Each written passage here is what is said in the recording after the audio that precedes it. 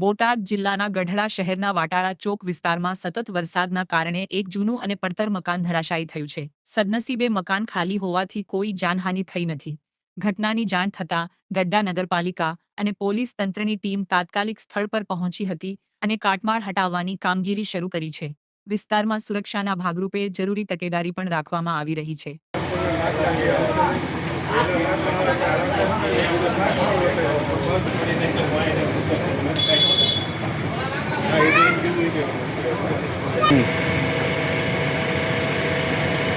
તમારું